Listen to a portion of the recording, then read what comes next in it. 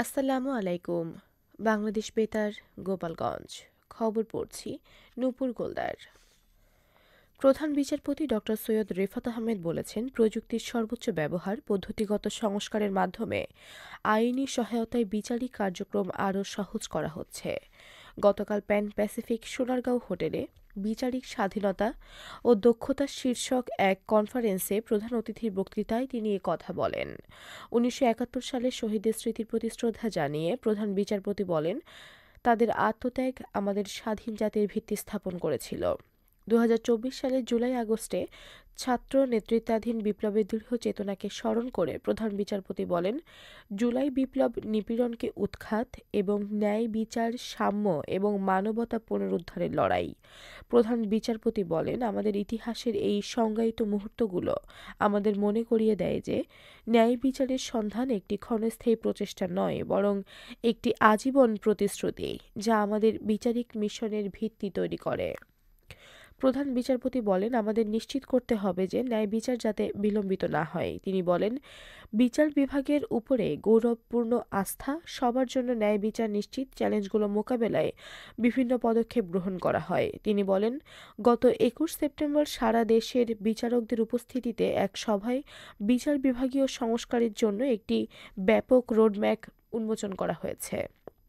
প্রধান বিচারপতি বলেন, প্রাতিষ্ঠানিক সংস্কার এবং বিচার বিভাগের স্বাধীনতাকে শক্তিশালী করার জন্য আমার দৃঢ় প্রতিশ্রুতির অংশ হিসেবে আমি ক্ষমতার সত্যিকারের পৃথকীকরণের ভিত্তি স্থাপনের জন্য সিদ্ধান্তমূলক পদক্ষেপ নিয়েছি।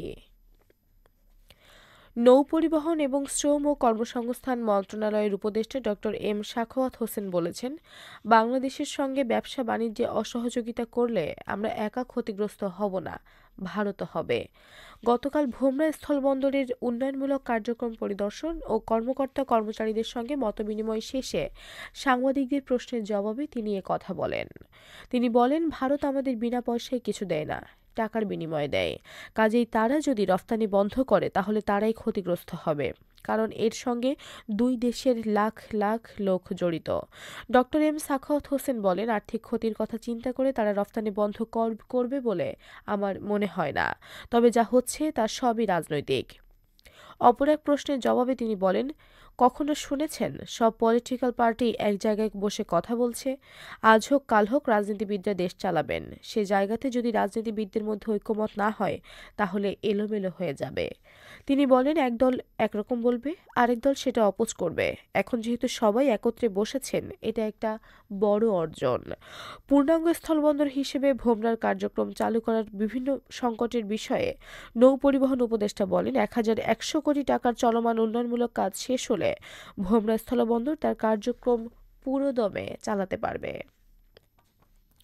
শিক্ষা ও পরিকল্পনা উপদেষ্টা ওয়াহিদুদ্দিন মাহমুদ বলেছেন, আমাদের অন্তর্বর্তীকালীন সরকার খুবই স্বল্পকালীন। আগামী বছরই হয়তো একটি রাজনৈতিকভাবে নির্বাচিত সরকার দেখব। গতকাল রাজধানীর একটি হোটেলে Bangladesh institute of development studies annual বাল্টি কনফারেন্স অন ডিফেন্সের উদ্বোধনী অধিবেশনে তিনি কথা বলেন। আয় বৈষম্যকে দেশের অন্যতম উদ্বেগের বিষয় হিসেবে উল্লেখ করে ড. মাহমুদ বলেন, এ বৈষম্য মোকাবেলায় মানসম্মত শিক্ষা সবচেয়ে গুরুত্বপূর্ণ। এক্ষেত্রে বাংলাদেশকে এখনো দীর্ঘ পথ পাড়ি দিতে হবে।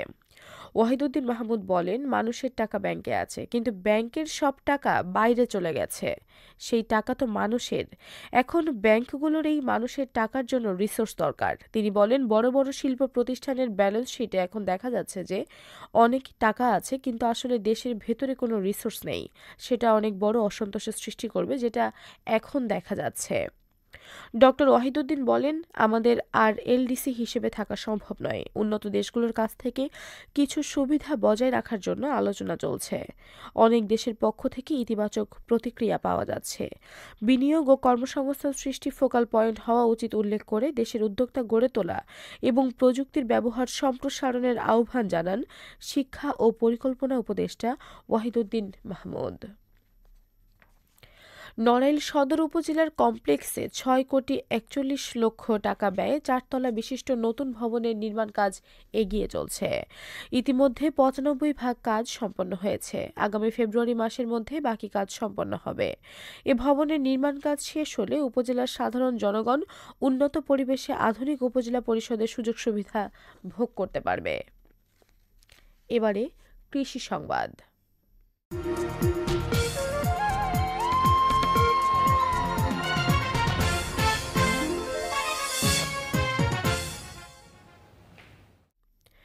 চলতি রবি মৌসুমে নড়াইলের কালিয়া উপজেলায় ৫৪০ হেক্টর জমিতে আখের চাষ করা হয়েছে। উপজেলা কৃষি সম্প্রসারণ অধিদপ্তর জানায়, কালিয়া উপজেলার বিভিন্ন এলাকার জমিতে এবছর ২৮,১০৯ মেট্রিক টন আখ উৎপাদিত হয়েছে। আখ চাষের জন্য উপজেলা কৃষি সম্প্রসারণ অধিদপ্তর কৃষকদের মাঝে প্রয়োজনীয় বীজ, সার, কীটনাশক সহ কৃষি উপকরণ সরবরাহ করেছে।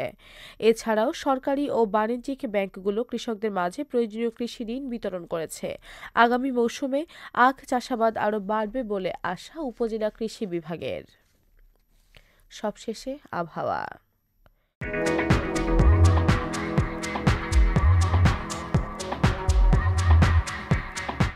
আজ বেলা ১টা পর্যন্ত আবহাওয়ার পূর্বাভাসে বলা হয়েছে, দেশের অভ্যন্তরীণ নদীবন্দর সমূহের জন্য কোনো সতর্কবার্তা নেই এবং কোনো সংকেতও দেখাতে হবে না। খবর শেষ হলো। আমাদের পরবর্তী খবর প্রচারিত হবে সকাল ১০টা বেজে ৩০ মিনিটে বাংলায়।